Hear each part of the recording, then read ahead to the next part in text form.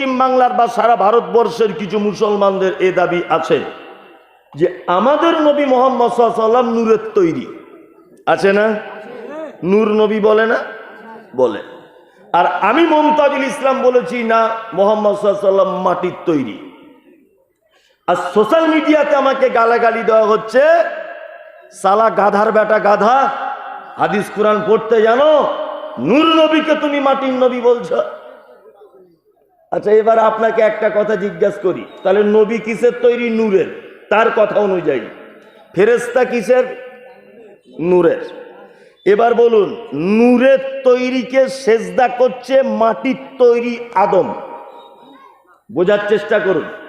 তাহলে বলুন তো, আদমের সম্মান বাড়লো না নূরের তৈরিদের সম্মান বাড়লো? কথা বলুন,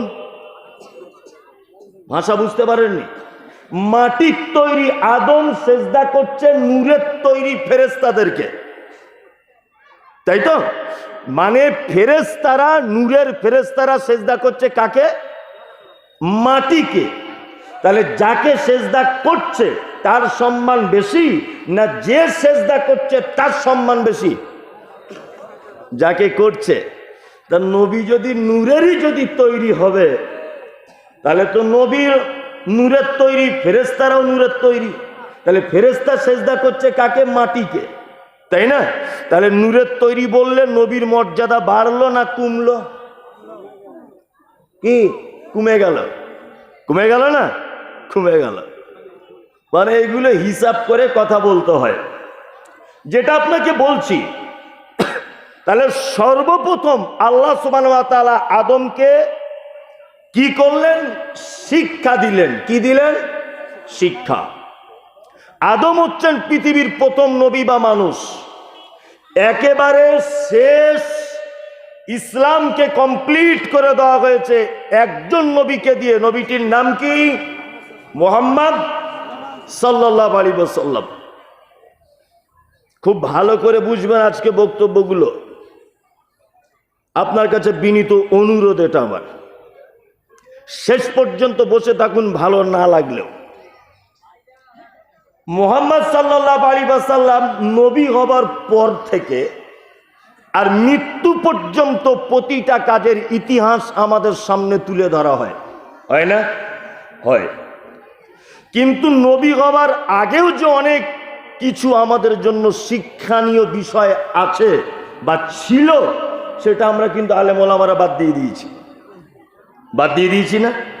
নবী হবার আগের ঘটনা কেউ বলে? কেউ বলে না। নাম্বার 2, মুহাম্মদ সাল্লাল্লাহু আলাইহি ওয়াসাল্লাম নবী হবার আগেও লোকটা ভালো মানুষ ছিলেন না খারাপ মানুষ ছিলেন? ভালো মানুষ ছিলেন। এত ভালো মানুষ ছিলেন, এত নম্র ভদ্র ছিলেন, তিনি যে সময়ে জন্মগ্রহণ করেছিলেন সময়টার নাম হচ্ছে আইয়ামে জাহেলিয়াত, বর্বরতার যুগ। বর্বরতাটা কেমন ছিল না, রাতের বেলা সেক্স, নারী পুরুষ যে সেক্স করে বা মিলন করে, এটা পুরুষ তার বেটির সঙ্গে করত। একটা ছেলে তার বোনের সঙ্গে রাতের বেলা রাত্রি যাপন করত। মদ বৈধ মনে করে মানুষ পান করত, সুদ বৈধ মনে করে মানুষ খেত, আর যত রকমের অশ্লীলতা অপকর্ম তখনকার সমাজে হতো। হযরত মুহাম্মদ সাল্লাল্লাহু আলাইহি ওয়াসাল্লাম এই অপকর্ম থেকে টেনে এনে মানুষকে আলোর দিকে আনার জন্যে একটা সংগঠন তৈরি করেছিলেন, তার নাম হিলফুল ফুজুল। জানা আছে? হিলফুল ফুজুল সংগঠন করেছিলেন। এই সংগঠনের কাদেরকে নিয়ে করেছিলেন না, যুবকদেরকে নিয়ে করেছিলেন। যুবকদেরকে নিয়ে সংগঠন করেছিলেন অন্যায়কে আটকাবার জন্যে। 2, এর মাঝে ফাঁকে আল্লাহ নবী সাল্লাল্লাহু আলাইহি ওয়াসাল্লাম জাবালে নূর বলে একটা পাহাড়, মক্কা থেকে 7 কিলোমিটার দূরে জাবালে নূর, এই জাবালে নূর পাহাড়ের উপরে একটা গুহা ছিল, তার নাম হীরা। মাঝে মধ্যে এই হীরা নামক গুহাতে গিয়ে তিনি আল্লাহর ধ্যানে মগ্ন থাকতেন। সংগঠনের নাম কি ছিল? হিলফুল ফুজুল। কাদেরকে নিয়ে করেছিলেন? যুবকদেরকে নিয়ে, তাই তো? আল্লাহ নবী সাল্লাল্লাহু আলাইহি ওয়াসাল্লাম গারে হীরাতে আছেন, জিবরিল আমিন এসে বলছেন, মুহাম্মদ সাল্লাল্লাহু আলাইহি ওয়াসাল্লাম আপনি পড়ুন। বলছে আমি পড়তে জানি না। আবার চেপে ধরলেন দ্বিতীয়বার সিনার সঙ্গে, পড়ুন।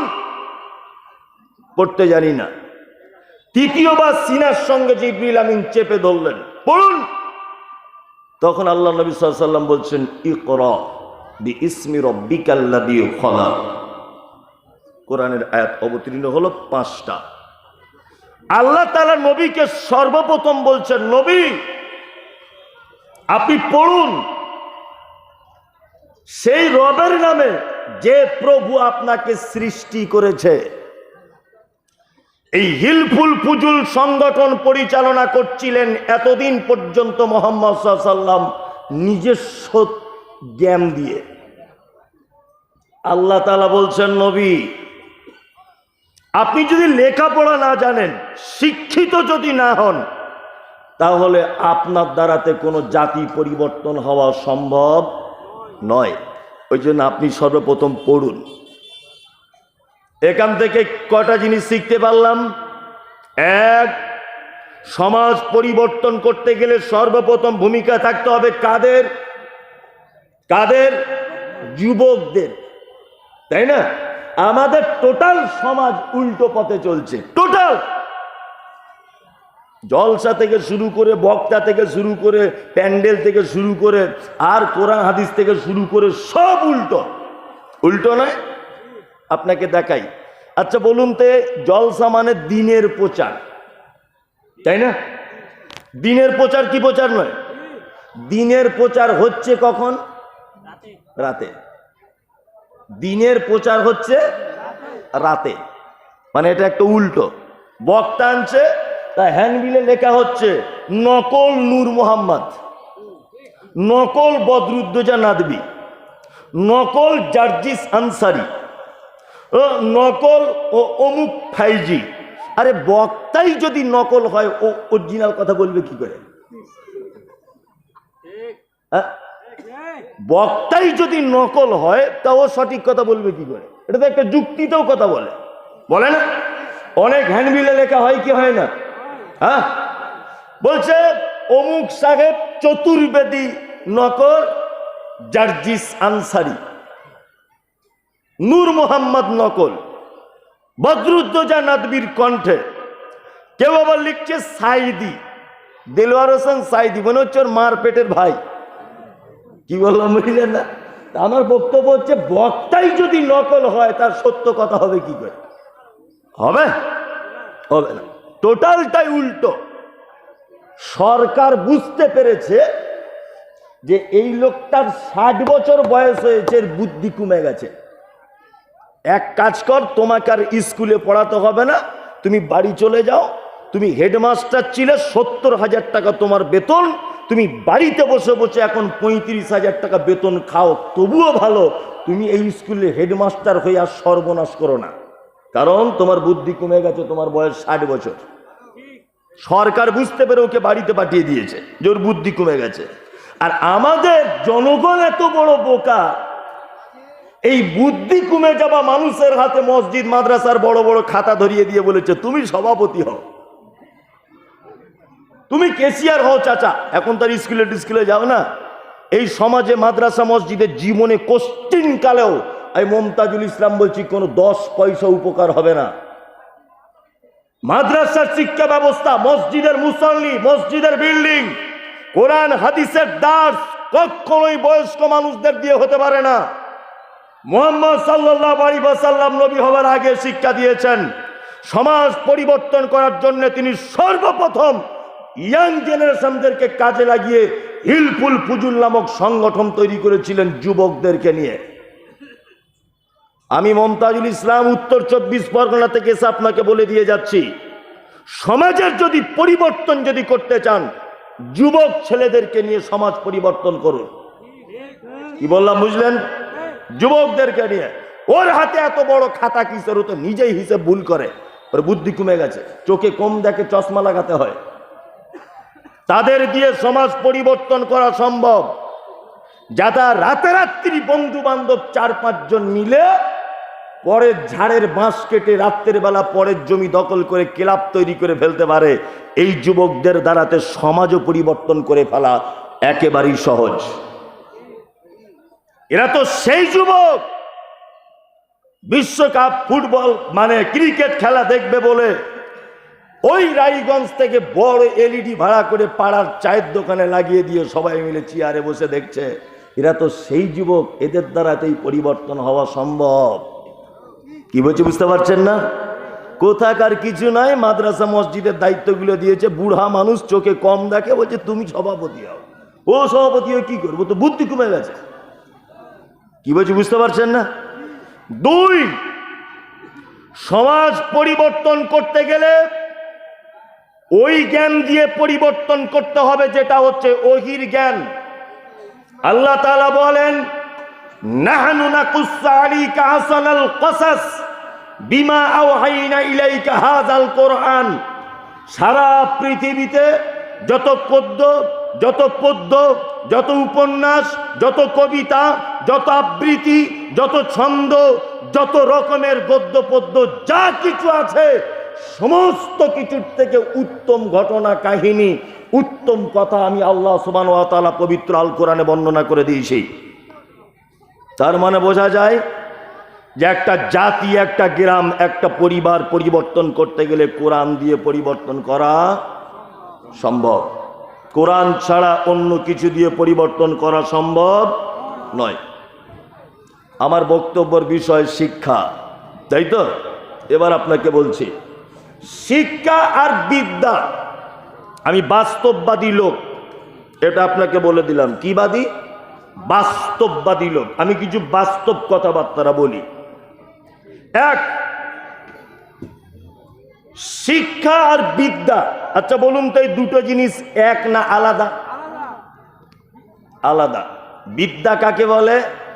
এই দেখুন দেখায়, ওইখানে তোর দাদির কবর, ডালিম গাছের তলে 30 বছর ভিজায় রেখেছি 2 নয়নের জলে। ওইখানে তোর দাদির কবর, ডালিম গাছের তলে 30 বছর ভিজায় রেখেছি 2 নয়নের জলে। এর নাম বিদ্যা। রাখাল ছেলে বাড়ি ফিরে যাও, বাঁকা গায়ের পথ টিপে কোথায় চলে যাও।